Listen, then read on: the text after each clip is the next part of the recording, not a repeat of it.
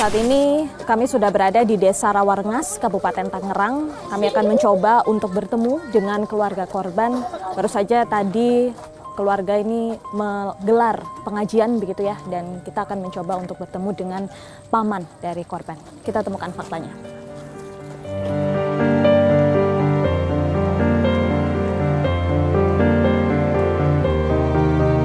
Selamat malam, Selamat Pak malam. Suwandi. Sebelumnya kami dari Fakta TV One mengucapkan turut berduka cita. Ya.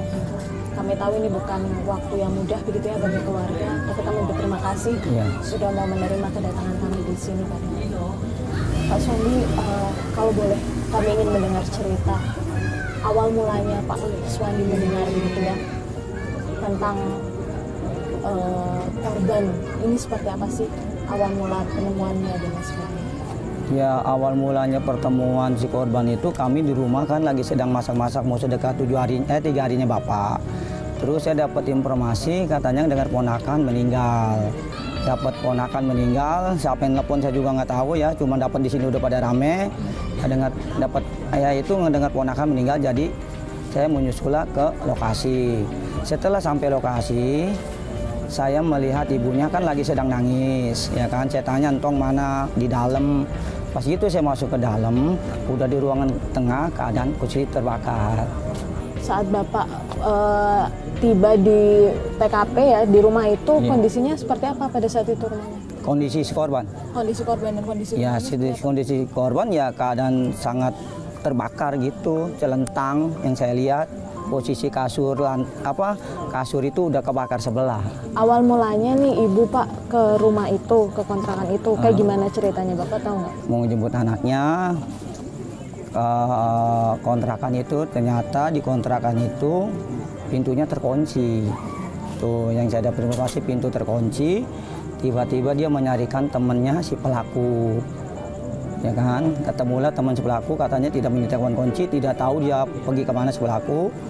Tiba-tiba lama-lama bau sangit gitu ya, bau sangit.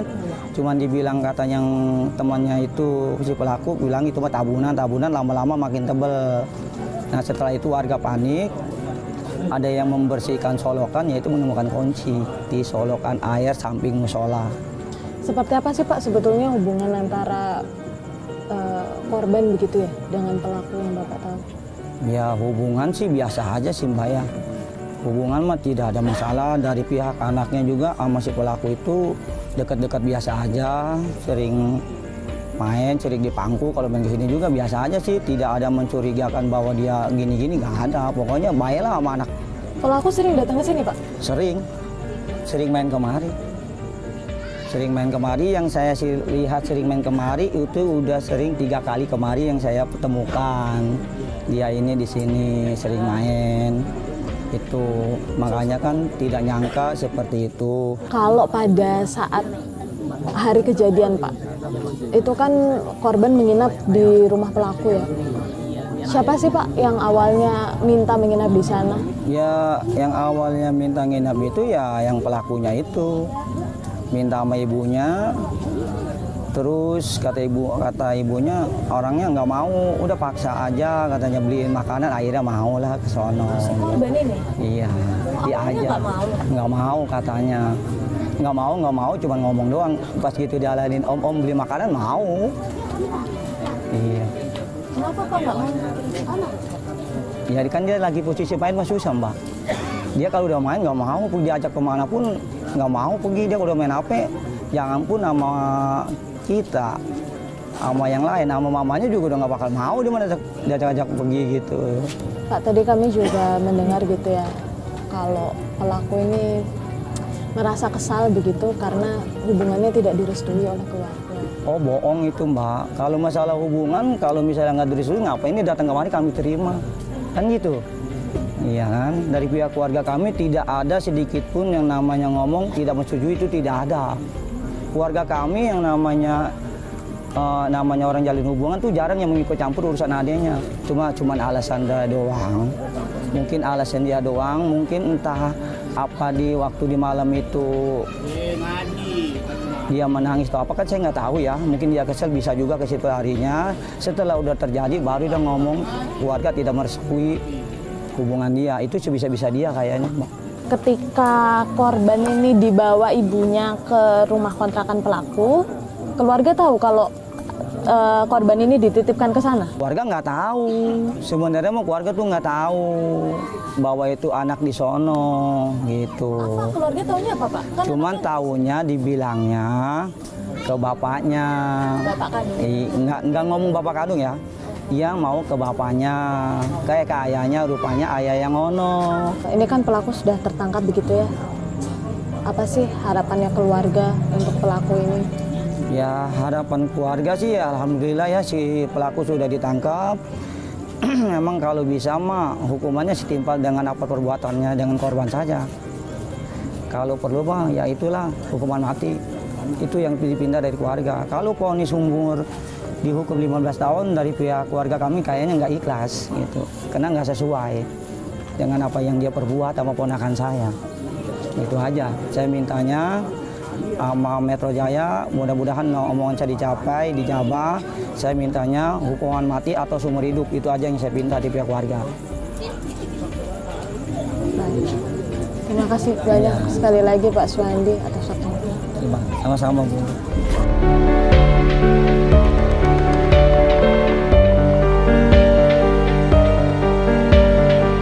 Bersama kami saat ini sudah ada Ketua Komisi Perlindungan Anak Indonesia, Ibu Ai Mariyati Sholihah.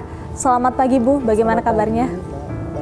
Oke, Ibu, ini kita kalau melihat kasus balita dibakar oleh kekasih ibunya di Tangerang. Ini kan kasus yang cukup menggemparkan ya. Seperti apa menurut Ibu melihat kasus ini? Ya, kami sangat prihatin ya. Dan tentu saja ini menjadi deret panjang angka kekerasan terhadap anak, terutama fisik, psikis ya, sampai meregang nyawa, dan itu dilakukan oleh orang-orang yang konon itu menjadi tempat aman bagi anak ya. Dia adalah misalnya relasinya, ibunya gitu ya, orang-orang terdekat keluarganya misalnya. Itu kan ruang aman sebetulnya bagi anak. Nah, KPAI melihat ini tentu menjadi alarm yang sangat keras bagi kita untuk lebih memiliki awareness ya, lebih memiliki ketahanan dalam bagaimana kita memperlakukan anak-anak ini, baik misalnya dengan orang lain ya, dengan orang yang mungkin sudah kita kenal baik sekalipun. Dan tentu saja kita semua harus menjaga, mengawasi dimanapun anak itu berada. Pembunuhan atau upaya penganiayaan yang dilakukan oleh pelaku ini cukup janggal begitu ya, kami lihat ketika dia menggosok anus dari balita ini dengan menggunakan sikat, kemudian dibakar pula dengan cara dibakar pula. Apakah Ibu melihat di sini ada kejanggalan atau kemudian ini bisa kita lihat modus yang mengarah ke kekerasan seksual? Ya, tentu kami melihat beberapa hal ya. Yang pertama, ini kekerasan yang dilakukan awal mulanya, pendekatannya ini semacam grooming untuk lebih dekat pada ibunya gitu ya, karena sebagai pasangan sejoli, tetapi dengan menggunakan relasi pada anak. Tentu saja di common sense di berbagai tempat mungkin ini biasa dilakukan ya. Kita sedang naksir kakaknya mendekati adiknya, baik pada siapa dan lain sebagainya. Tetapi pola ini tentu sangat berkaitan dengan kejahatan dia. Praktek grooming ini untuk apa gitu. Nah, ini pemberatan saya kira, karena diawali dari bagaimana memastikan ya, membujuk rayu gitu seorang anak untuk bisa dalam penguasaan dia. Yang kedua, tentu saya sepakat memang ada kejanggalan-kejanggalan kalau dalam konteks penghilangan ya alat bukti dan juga jejak kejahatan harus dibakar, dimutilasi dan lain sebagainya. Kami mengharapkan ini ada tindak lanjut yang secara scientific investigation untuk melihat secara utuh rantai kejahatan yang dimaksud. Mungkin betul kita melihatnya sebagai tindak kekerasan yang dilakukan seseorang, orang dewasa pada anak. Tetapi ketika dikaitkan, kenapa sih harus dihilangkan alat bukti? Misalnya dengan dibakar. Bagaimana dengan kondisi reproduksi? Mohon maaf ya, kalau saya berbicara anus anak yang konon mengalami kejahatan dihancurkan bahasanya, ini tentu ada apa gitu. Nah, saya melihat kronologi kemarin yang disampaikan Polda Metro itu mestinya lebih lengkap dalam konteks itu gitu. Sehingga dua pandangan kami ya terkait pengembangan yang dilihat dari kasus ini itu bisa diketahui secara utuh. Nah, yang ketiga saya kira ini juga harus diungkap apakah perencanaan terhadap pembunuhan anak ini oleh seseorang itu juga memiliki korelasi dengan penghilangan alat-alat bukti ini. Misalnya dia minum ya, yang saya dengar, lalu kemudian dengan minum itu berusaha mengatakan untuk saya tidak sadar melakukan tindakan, atau justru memang ingin direncanakan supaya dengan melakukan itu dia punya keberanian untuk melakukan tindakan yang lebih fatal dan tadi dianggap dalam kondisi tidak sadar. Oke, termasuk juga Bu alasan dari pelaku ini kan menurut versi polisi begitu yang disampaikan kepada polisi, pengakuannya ini karena kesal begitu anak ini menangis malam-malam meminta susu, kemudian sekaligus juga dendam terhadap keluarganya karena tidak direstui hubungannya. Tapi fakta yang kami temukan di lapangan juga keluarganya mengelak itu begitu ya, dan juga sanksi gitu ya, apakah kalau anak ini menangis malam-malam dan lain sebagainya, termasuk kali itu juga harus didalami lebih lanjut ya? Oh iya, tentu saja, karena ya tadi kenapa harus dilakukan sedemikian sistematis, misalnya ya dengan harus dibakar ya, dengan harus melakukan tindakan pada seputar anusnya gitu dan lain sebagainya. Tentu alasan-alasan orang dewasa ini kan memang dia berada di pertanggungjawaban perilaku dia ya, kita dengar aja, tapi untuk proses penyelidikan ini harus optimal dalam konteks ini, sehingga nanti draft P21 yang dikeluarkan kejaksaan itu seluruhnya mengakomodasi setiap gejala yang itu merugikan ya, yang itu memberi dampak pada anak. Oke, karena ini kan juga berpengaruh kepada ancaman hukuman kepada pelaku ya. Kalau kita lihat kemarin pelaku ini dikenai ancaman hukuman 15 tahun penjara. Kalau dari Ibu Ai sendiri melihatnya ini seperti apa? Ini menghilangkan nyawa gitu. Mari kita ceklah di aturan perundangan ini ya. Kalaupun undang-undang perlindungan anak misalnya 15 tahun secara optimal, tapi dengan menghilangkan nyawa saya kira tidak cukup.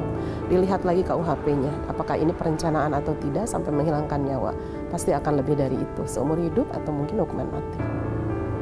Terima kasih banyak Bu Ai atas waktunya. Peristiwa tewasnya bocah berusia 4 tahun di Tangerang yang ditemukan tewas terbakar menjadi pelajaran bagi kita semua untuk berhati-hati dalam menitipkan anak. Hasil penyidikan dari kepolisian mengungkap bahwa pelaku tega membunuh korban lantaran kesal akibat dibangunkan malam-malam karena korban meminta susu. Berdasarkan hasil penelusuran kami di lapangan, ada sejumlah pertanyaan yang muncul.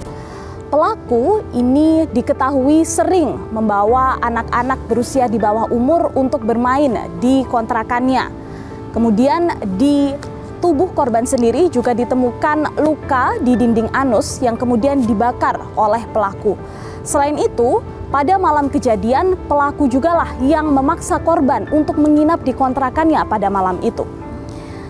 Apakah kasus ini merupakan kasus pembunuhan biasa atau ada unsur kekerasan seksual di dalamnya?